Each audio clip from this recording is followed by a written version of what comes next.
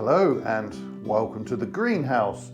Now today I'm going to take a little look at the chili and pepper seedlings that we sowed a little while ago. There's been reasonably good germination, not of course of those seeds I bought off of eBay. Just having a look. No, nothing is shown up from those. So as I mentioned at the time I sowed them, my experience of getting seeds from, let's say, non-traditional sources has been pretty poor, to be honest. I'd never recommend it. I'd always recommend going to a reputable seed merchant and getting what you can from there. Sometimes though, when you're trying to hunt down a particular variety and only that variety will do, you have to give these other sources a try. So far, I haven't found one that's selling decent seed, or if it does happen to germinate, it turns out to be the right plant. It's a bit of a nightmare, to be honest. These scallywags should not be able to get away with it. But I'm not relying on that particular variety. I'll have another go at that one maybe next season. But the rest of them, plenty of them have come up, more than we need really. But today I'm going to pick the winners and the losers. So what I tend to do at every stage of the production, from sowing to the final plants, is have more than I need. So I will sow more seeds than I need. I've sown these in cell trays, so I've got more cells than I need. And when I pop them on, I will still keep more plants than I need. And in each stage, I'm able to select the best ones to move on to the next stage in the process. But I'll always have, if I can, a few spares. That way, if something goes wrong with one or two of them, I've got spare plants, but also at every stage I'm able to select the nicest looking plants to move forward. At the end of that, hopefully we get some really great plants to put into their final positions. Most of these, there's very little to choose between the seedlings, so it'll be slightly random, I expect. But most of those cells have got 2 seeds in them, and I think, yeah, for a lot of those cells, both of them have come up. There are a few empty cells though, and because that annoys me, I shall move something into one of those empty cells. And the other thing I'm going to do is drop the temperature on the propagator now. So it's been a bit chilly outside of the greenhouse the last few weeks. Now, the weather as a whole has been a bit cold. However, the greenhouse has not dipped below 0. The lowest it's been is about ½ degree. And in the propagators, the lowest temperature we've had at night is just over 15. So that is absolutely fantastic. Getting a really good lift on these. I think better than the specification of them suggests. So we've got at least 15 degrees above ambient capability here. During the daytime, of course, the propagators are up at their normal temperature where I've set them. So that's 21 degrees, and they've been floating around there. When the sun's come out, thermal gain within the greenhouse, but then also within the propagator, causes quite a temperature spike. We have been up to about 36 in these, but between myself and the neighbour, we're trying to remember to come out in the mornings when it's sunny, or during the day if the weather turns sunny, and put plenty of air on the propagators so that hopefully we don't end up with scorched or dehydrated seedlings. I've mentioned in lots of previous videos that the propagators, especially heated propagators, are a huge advantage during this stage, but any enclosed space can really cook up when the sun comes out, and you do have to be a little bit careful. But anyway, I'm quite happy with where we're at right now, and let's take a look at the seedlings and just do a little bit of work on them. I'm such a donut. I forgot the point about the propagators. I set those initially to 21 degrees, and that temperature is fine for germination, no problem at all. It could be a few degrees higher for optimum germination temperature, but I don't set it higher. The reason is, as soon as the sun pops out and it starts to warm up the propagator, if I'm already a few degrees higher starting temperature, I'll be really worried that I get to a point where either germination is actually inhibited by too hot a temperature, or I start to risk damaging the seedling. So 21 works perfectly fine as a germination temperature for these, and it just takes a few degrees off so that there's slightly less risk of those temperature spikes causing problems. However, what I want to do now is drop that temperature, and I'll probably do it over a couple of stages. So I haven't done any proper experiments, two propagators side by side, lots of different seedlings to verify this, but I definitely have the feeling that one can grow the peppers on at too warm a temperature. You'll get more rapid growth, I think, but it will be softer growth, and ultimately I don't think the plants are as good. So once they've germinated, or the majority have germinated, I'm happy with the number of seedlings that we've got. At that point, I like to take the temperature down just a little bit. I'm not trying to inhibit their growth or upset them, but I'm going to drop it, I think, today from 21 down to 18, and after a while, I mean a few weeks probably, or maybe even after I pot them on, I will probably drop that down at some point to 16. Now, on a warm day, it's going to go above that anyway in here naturally. But what I don't want are these continuous high temperatures. It's not going to affect the nighttime temperatures. They've been around 15 to 16 degrees anyway inside the propagator, so it will just stay at that. But I think just taking a few degrees off of the heat there allows them to grow on maybe a little bit more slowly. You get a slightly more stocky and robust plant. I'm not talking about growing them hard. There are some plants that you treat them a little bit mean and you end up with a more robust plant. Maybe it's a little bit like that, but I'm not talking about having them cold by any means. I absolutely don't want that. I'm very happy if they don't go below 15, 16 degrees, but I just want to take the top of that warmth away and allow them to grow just a little bit more slowly.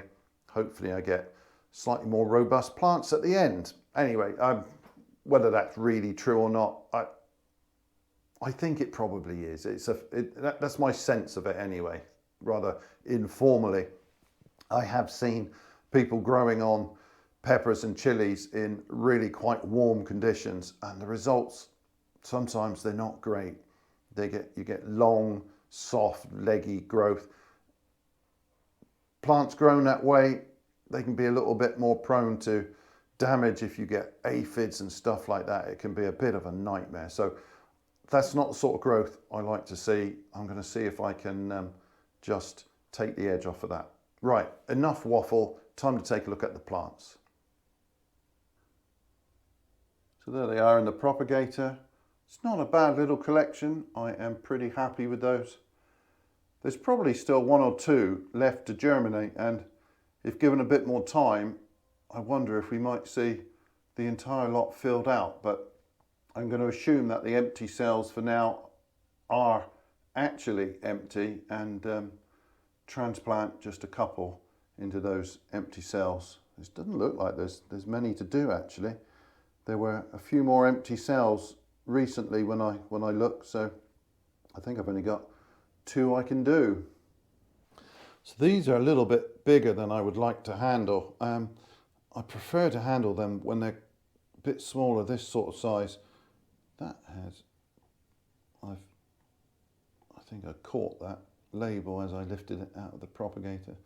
One thing that's sometimes quite handy to do is just pop up one of the cells, and you have to be very careful with this compost mix. It's ever so light, but I can judge better the state of the soil, and it looks quite damp on top, and there is plenty of moisture in those cells for these, but it's not excessive. And I think after I've done this, I will give them another drop of water. You can just see the coir starting to dry out on the top here, and it can be very sneaky. It can look dry on top and be soggy underneath, so just popping up one of those cells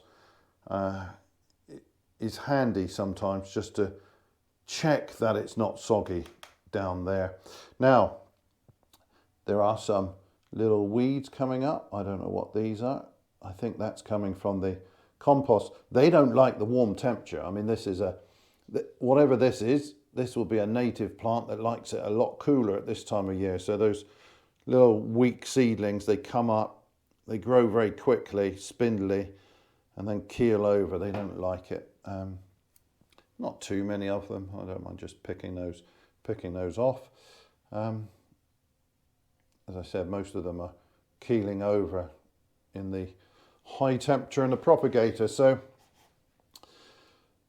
part of this job is just to go through and pick out which of these seedlings is staying. This is a very sad looking little fellow, so that one can go.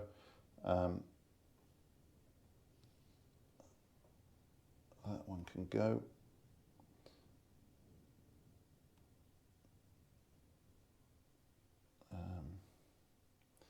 I don't always pick the largest one, but I look for the best formed.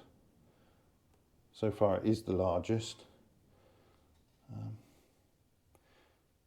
If there's a choice, I'll pick a stockier one over a lanky one. Sometimes I just give them a little nudge. You can feel that the stems are, on some are a little stockier than others. I don't mind if they don't pull out. I'm quite happy if they just snap, because what I don't want to do is disturb the roots of the one I'm leaving. So this was a slightly smaller one, but I rather like the look of it. This is a smaller one, but I don't like the look of it. A little bit runty. You can just see on these the start of the true leaves coming. The first set just in the center there. I think that one's going to go. You can see the roots starting to split now. So I like to transplant, if I'm going to, a little bit sooner than that. Oh, you can do it almost at any stage, really. It's just that I think they object to it rather less. That is not great. That one can go. I had a very long root on it. Now, I've got two empty cells here, and as I said, they may well come up. They are still popping up, one or two late ones, but I'm going to assume that they're not going to, and I'm going to try and take two of these and get them in here. So first of all, I'm going to make a good sized hole to receive the seedling. Much bigger than it needs to be, really, but that's because I don't want trouble trying to get the root in. I want to be able to just drop it in nice and neat. Now, this is one of those jobs, if you need a dozen plants and you're pricking out 2 dozen, you can maybe be a bit hasty with it, but in cases like this, I like to take my time and try and do it right. And I don't like to lose a single transplant. And if one is careful, one should be able to get pretty much all of them through the process. So obviously the important thing is not to disturb the one that I'm leaving behind. So for me, I try not to touch the stem. The vascular tissues, they're just below the surface on those stems. They're very tender, very easy to damage the stem. So I don't touch the stem. I will just handle it by the leaf. I'll also want to get something, I'm going to use these tweezers since they're handy. I want to get something down underneath the plant to lift it out. I don't want to pull it out because the roots down there, they're very, very fragile, very easy to break them. So let's have a little go at this. And of course, on camera, it's not quite so easy. So just going to ease that up. There we go. You can see there's quite a bit of root starting to develop there, and it's easier, I think, to transplant them before that root actually develops. Now, what I want to do here, I don't want to firm in from the top. That doesn't help. I've got a big hole that goes down the center of the compost. So I want to firm in from the side. Make sure that I bring the soil all around that seedling so that it's in great contact all the way around. Then just press that in a little bit. Then a drop of water in a moment will settle that down and settle this fellow down. So he's undoubtedly disturbed just slightly here. But a drop of water soon put that right.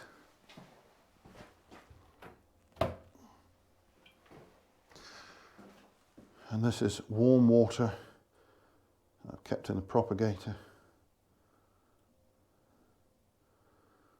I will give the other cells some water later, but this is not so much for hydration as it is for washing that soil around the root. So now I can be fairly confident that I've got good contact between the damp soil and all of those roots there. And that way, this seedling is not likely to suffer much stress from the transplant process. Now these two, unfortunately, are a little bit close together, but I'm going to take this one. It's a slightly weaker plant. I'm going to try and tease them apart. Now it does help that this compost mix is ever so light. And if you're going to be doing, there's a good amount of root on there again. And you can see I haven't lost the end of it or any of those fine roots. Again, firm in from the side. If you are planning to prick out or transplant young seedlings, it is a good idea to start with a fine, light compost mix. It makes this job a lot easier.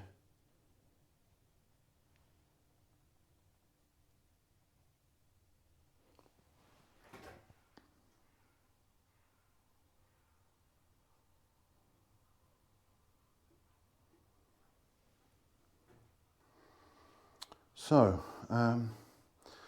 it's a rather sad looking specimen. It's only just popped out, and that one. So I'm going to leave those. I'll take this one out. It's got a damaged leaf.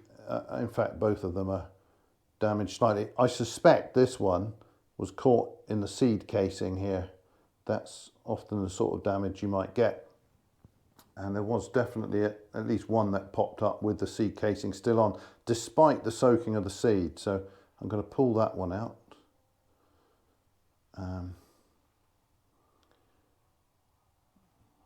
Take that one. I'll take that latecomer out. And I'm going to take this one out.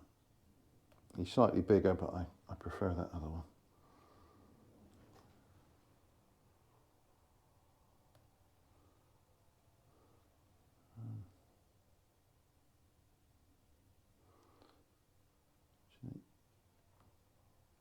There we go.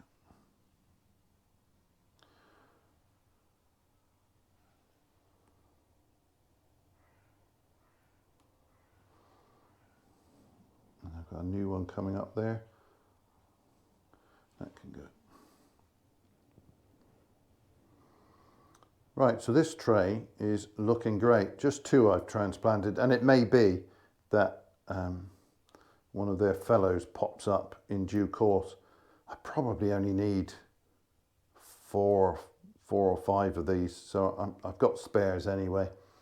These are the eBay failures. No sign of life there. All I've got is one of those wilted little weeds, but no actual chilies. Slightly annoying. But anyway, the rest of that looks pretty good, so I'm quite happy with that. And they will grow on now, I think, quite quickly. Got their true leaves just starting to peek through on most of these. Not all of them, but most of them. Right, so this tray I've got a couple of chilies up this end, Joe's Long and the Hot Wax. And they always germinate quite quickly and quite well, except this runty fellow at the end, but he's done for anyway. These here are the bull's horn peppers, and they tend to be a little bit slower. And what's interesting is that the red ones always tend to be slightly slower than the yellow. I don't know why that is, but they're obviously slightly different. But in any event, these yellow ones typically germinate slightly quicker. Now, they are still coming out. So I would expect these two cells to have plants in them pretty soon. But since I've got lots of spares anyway, I'm going to do the same job as before and transplant a couple.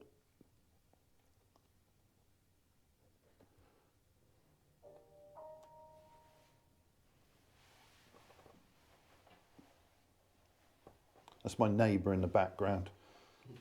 Not used to filming. Didn't turn his phone off. Right, so I want another yellow one.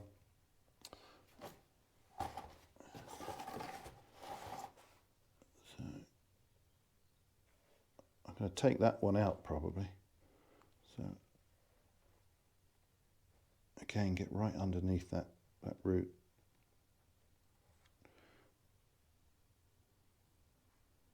There we go. Oh, that's a lovely long root.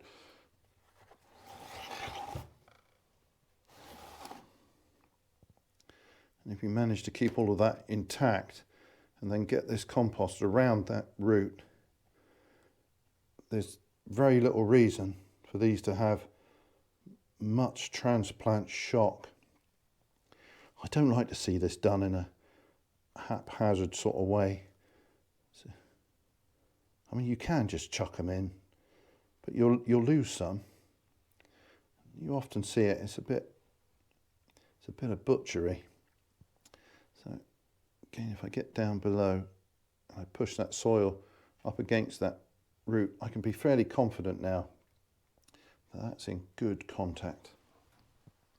Drop of water, and that is not going to suffer at all.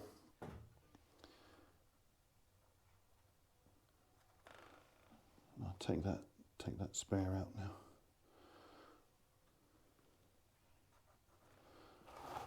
So same job as before. I'll take out the excess.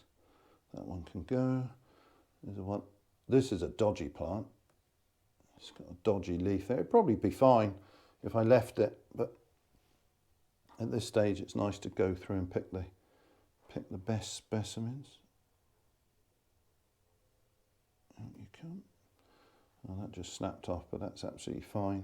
It's probably got a bit too much root on it to just pull. I've got 3 in a cell here. That one's got to go. That one there can go.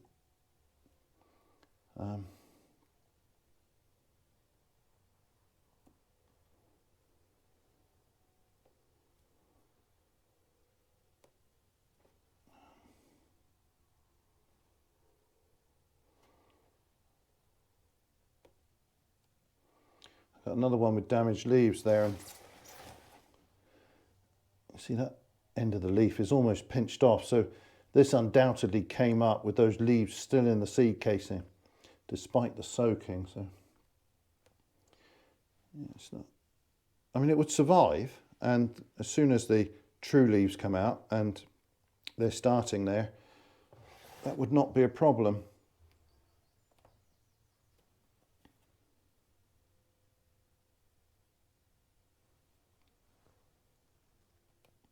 Just taking out the slightly bigger one there, but that's because the stem is a little less stocky in that. than that other one, and that's what I prefer to have.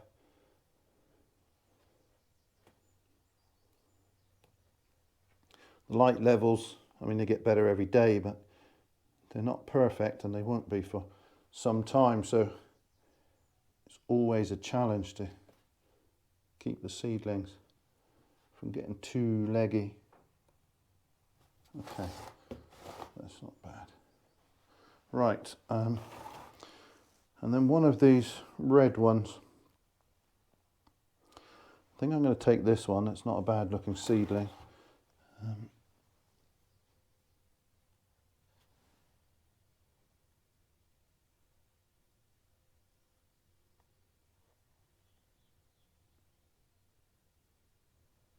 Yeah, and a very nice root on that.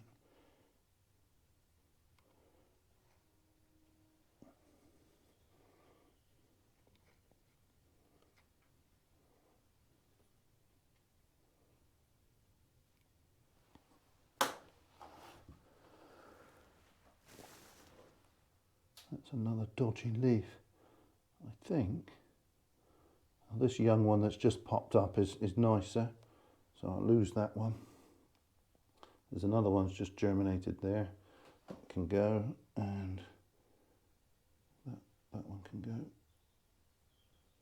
that one. Right, so these are the winners. At the next stage we'll probably lose a few of these again, and then at the final planting up there'll be some spares left, I'm sure. So I'll just give the whole tray now a little drop of water, and these are good to go.